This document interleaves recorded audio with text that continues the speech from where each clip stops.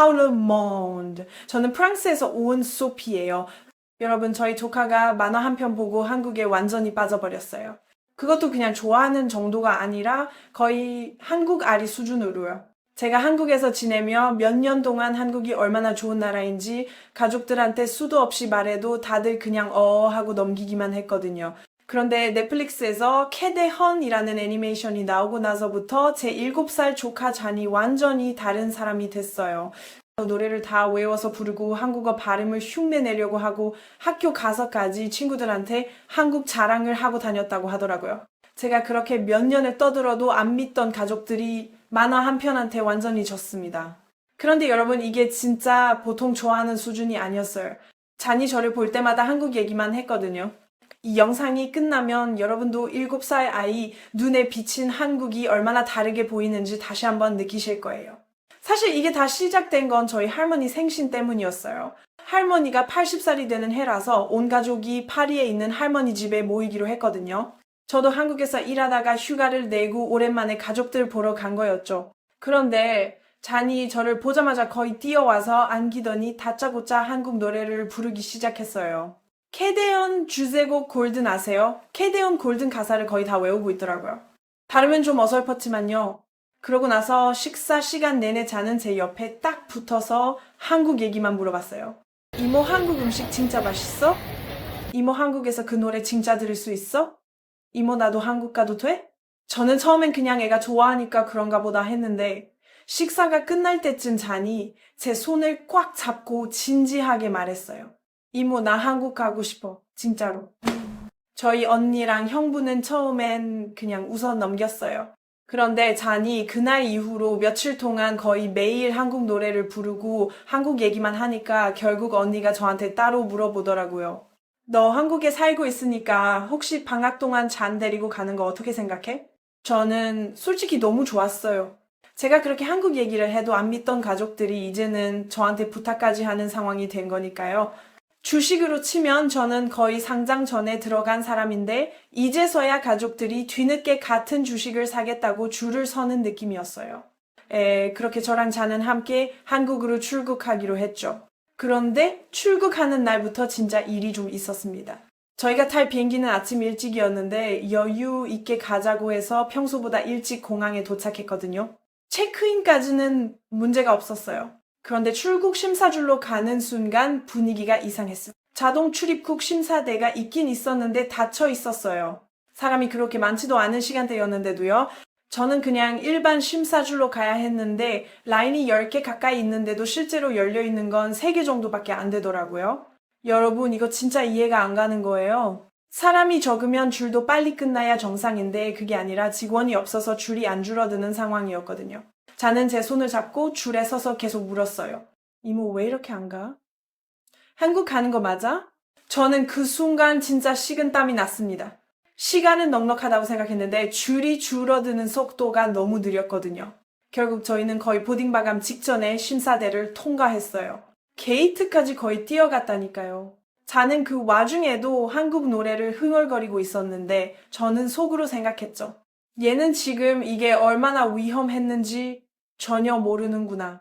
사실 프랑스에서는 기계가 있어도 사람이 없으면 그냥 줄을 서야 하는 경우가 많아요. 시스템은 만들어 놨는데 운영을 제대로 안 하는 거죠. 그러니까 여러분, 기계가 있다고 해서 빠른 게 아니라는 거예요. 그걸 진짜로 돌리느냐가 훨씬 중요한 거더라고요. 비행기에 타고 나서야 저는 진짜 마음이 놓였어요. 잔한테 그랬죠. 한국 가면 이런 일 없을 거야. 그런데 그 말이 얼마나 약한 말이었는지는 저도 그때는 몰랐습니다. 여러분, 저는 그냥 한국은 줄이 좀 빠를 거라는 정도로만 생각했거든요. 그런데 한국은 제 예상을 완전히 뛰어넘는 모습을 보여주기 시작했어요. 비행기는 무사히 한국에 도착했고 저희는 입국 심사대로 향했어요. 저는 한국에 거주하고 있어서 외국인 등록이 되어 있는 덕분에 자동 심사대로 먼저 갈 수 있었는데 자는 어린 외국인이라 자동 심사 대상이 아니어서 같이 일반 심사 줄로 가기로 했어요. 저는 속으로 살짝 걱정했어요. 파리에서 그렇게 고생했는데 여기서도 또 줄에서 진을 빼면 잔이 한국에 대한 첫 기억이 안 좋아질까 봐서요. 그런데 여러분, 줄은 줄인데 그냥 계속 움직이고 있었어요. 심사관님이 한 명 한 명 처리하는 속도가 진짜 빨랐거든요. 여권 확인하고 얼굴 한번 보고 도장 찍고 바로 다음 사람으로 넘어가는데 한 명당 거의 시간이 안 걸렸어요.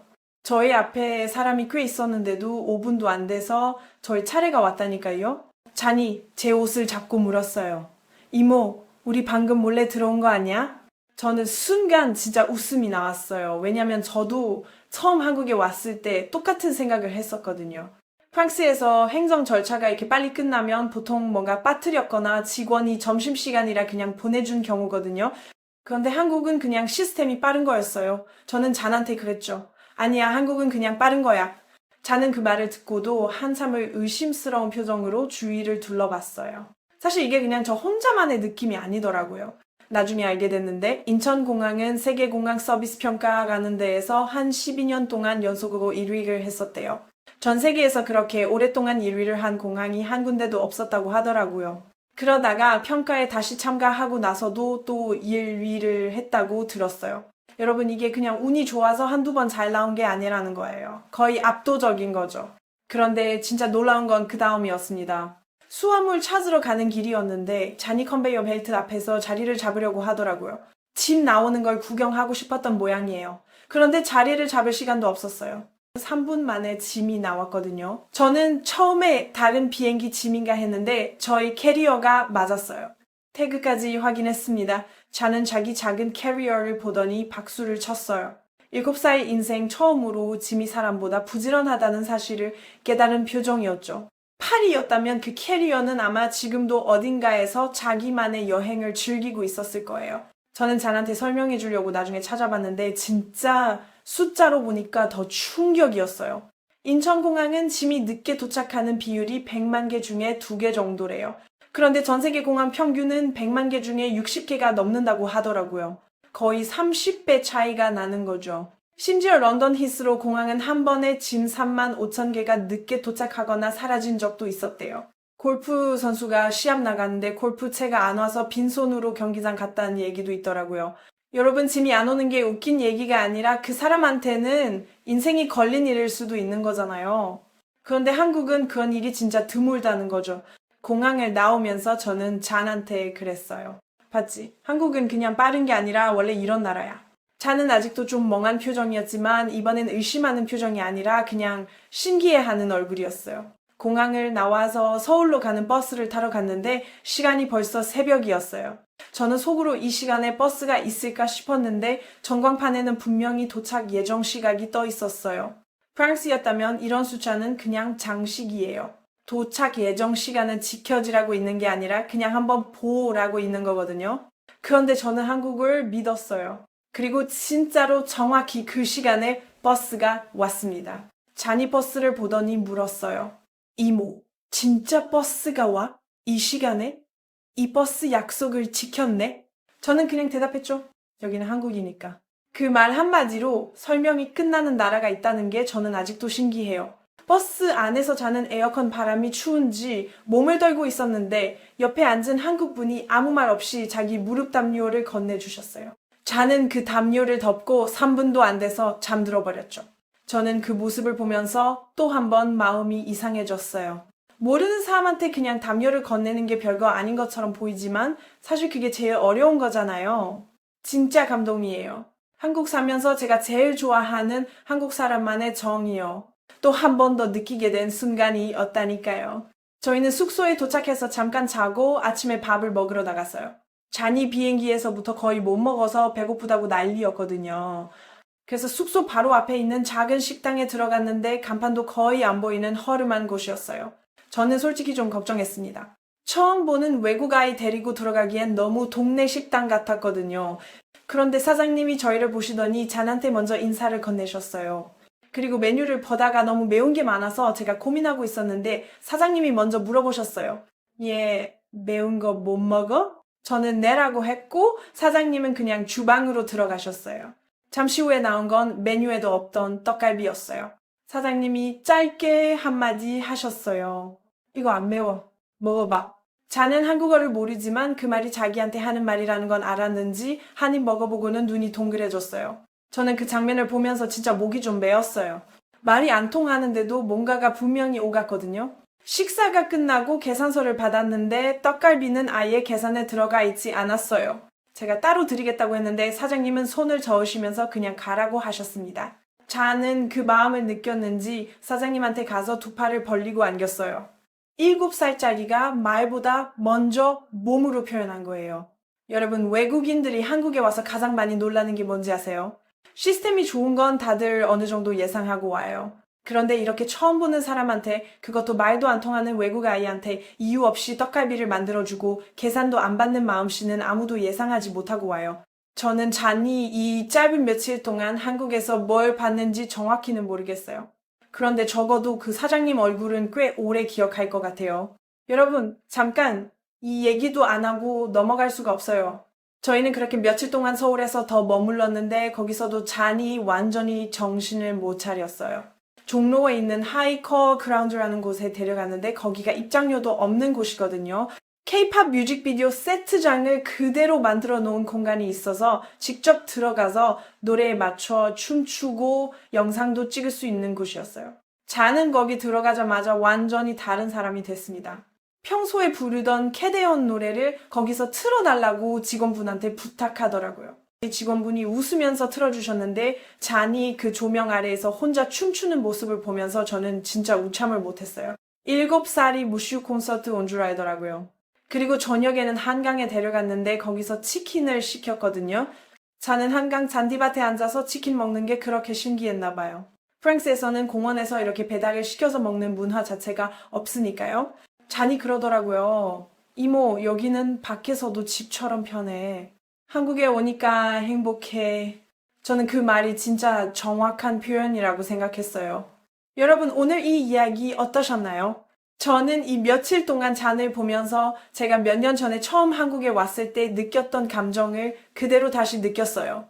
그때는 저 혼자만의 감정이었는데 이번엔 7살 아이가 똑같은 표정을 짓는 걸 옆에서 보니까 느낌이 또 달랐습니다. 생각해보면 진짜 짧은 며칠이었거든요. 공항에서부터 시작해서 식당 사장님 떡갈비 먹고 하이커 그라운드에서 춤추고 한강에서 치킨 먹고 그게 다였어요.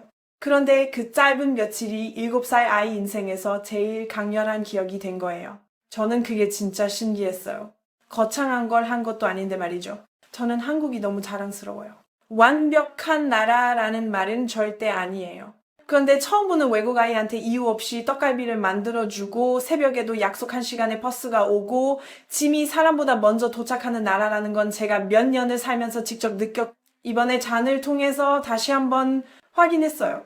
사실 저는 몇 년 동안 가족들한테 한국이 얼마나 좋은 나라인지 말해도 아무도 안 믿어줬는데 결국 애니메이션 한 편이 저보다 더 큰 일을 해냈습니다. 제가 그동안 한 말이 다 헛수고처럼 느껴지더라고요. 차라리 제가 그동안 캐대헌 노래나 틀어줬으면 더 빨리 빠졌을지도 몰라요. 저희가 다시 파리로 돌아가는 날 공항에서 잔이 제 손을 꽉 잡고 그러더라고요.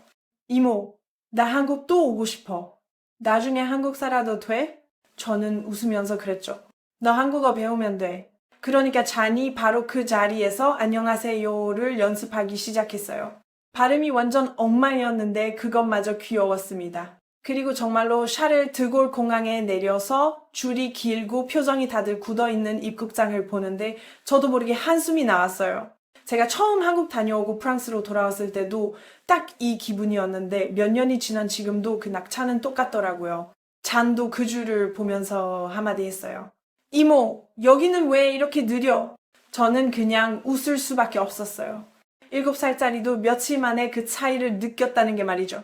여러분도 다음에 공항에서 줄을 서거나 새벽에 버스를 기다리거나 동네 식당에 들어갈 때 한번 좀 생각해 보세요.